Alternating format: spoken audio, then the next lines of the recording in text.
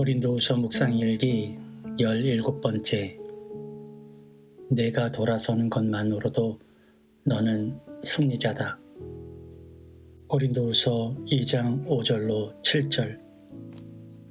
누가 마음을 아프게 하였다면 실은 나를 마음 아프게 한 것이 아니라, 과장하지 않고 말해서 어느 정도는 여러분 모두를 마음 아프게 한 것이라 하겠습니다. 여러분 대다수는 그러한 사람에게 이미 충분한 벌을 내렸습니다.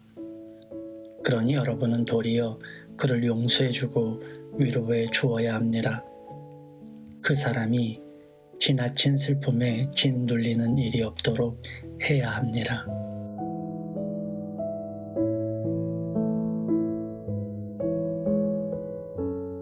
좋은 아침입니다. 연휴를 끝내고 다시 일상이 시작되었습니다. 이 시간 여러분은 어떤 마음이 드시나요? 어떤 이는 불평과 짜증이 일어날지도 모릅니다.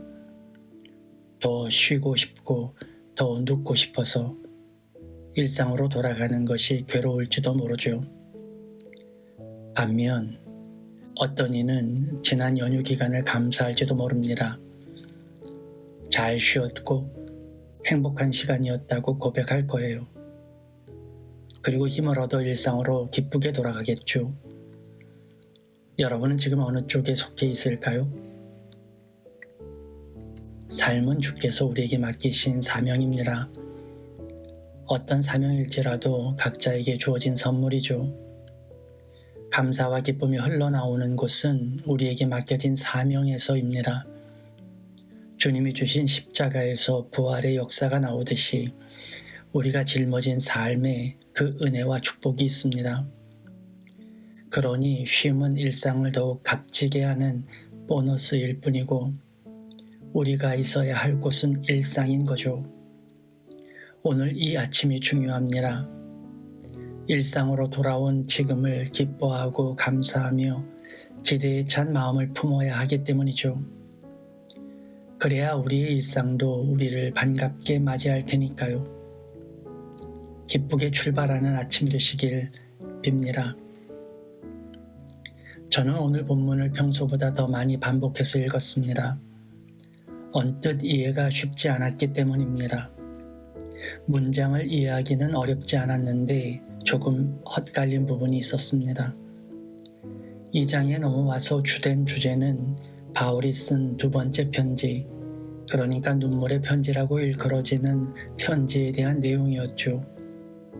그 편지에서 바울이 쓴 직설적인 표현에 마음을 다친 사람이 있을까 염려했던 것으로 보입니다. 그래서 일종의 이해를 구하는 내용이었죠. 그런데 5절에도 마음을 아프게 하는 일에 대한 내용이 계속됩니다. 처음에는 이것이 같은 내용인 줄 알았습니다. 다른 설명이 없었기 때문이죠. 그런데 반복해서 읽다 보니 5절부터는 그 이전의 내용과는 다른 내용이라는 사실을 발견했습니다. 그러니까 오늘 본문은 고린도 교회에서 분란을 일으켜 모든 이들의 마음을 다치게 한 사람들, 조금 더 구체적으로 말하면 바울이 두 번째 방문을 했을 때 그의 면전에서 모욕을 주고 가슴 아픈 말을 했던 사람들의 이야기로 전환되었다는 것을 알 수 있어요. 그런데 바울은 자신의 모욕, 자신이 겪은 아픔은 자신만의 것이 아니라 우리 모두의 것이라고 말합니다.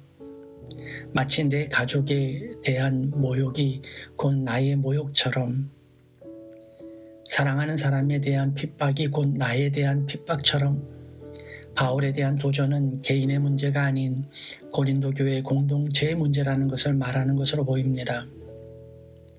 공동체가 그렇습니다. 누군가 아프면 나도 아프고 누군가 괴로우면 나도 괴롭죠.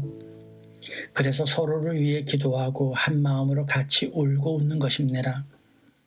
누군가 잘 되면 마치 내가 잘 된 것처럼, 누군가 아프면 마치 내가 아픈 것처럼 느끼는 거죠. 이것이 주님이 바라시는 교회 공동체의 모습입니다.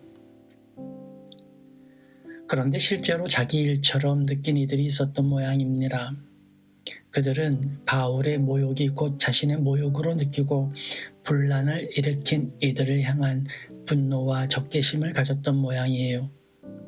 어쩌면 이로 인해서 물리적 충돌의 위기도 느꼈는지 모르겠습니다.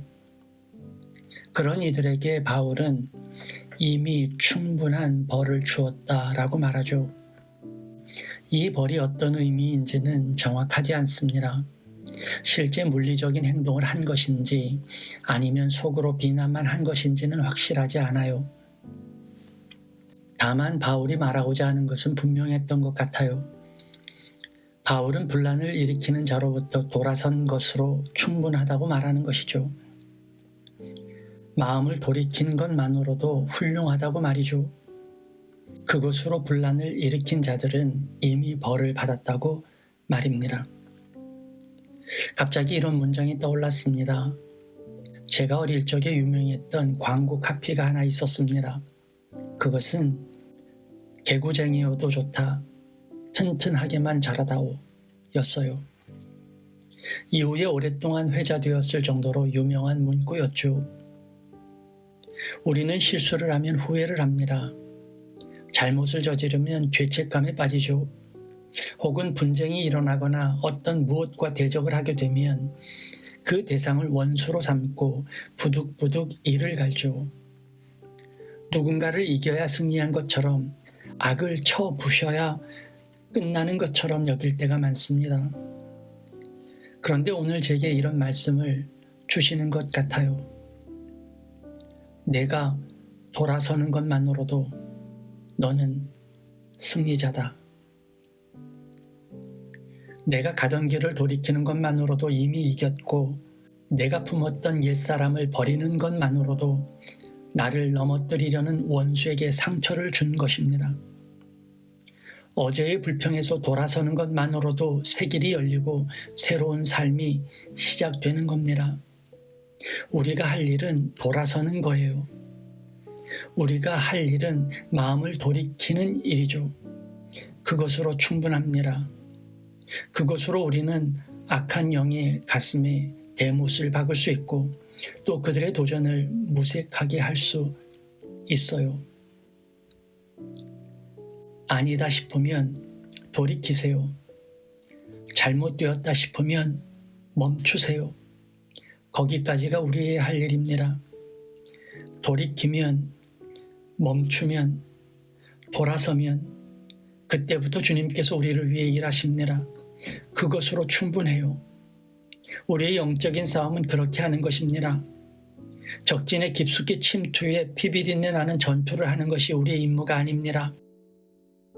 우리는 지금 이 순간 옛사람에서 돌이키면 되고 익숙했던 불평과 불만의 입술을 멈추면 됩니다. 짜증과 걱정, 근심과 두려움에서 돌이키면 됩니다.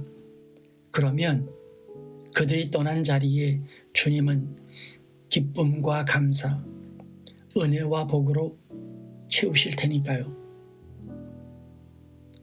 주님께로 돌아서는 우리, 주님을 향한 우리가 승리자입니다.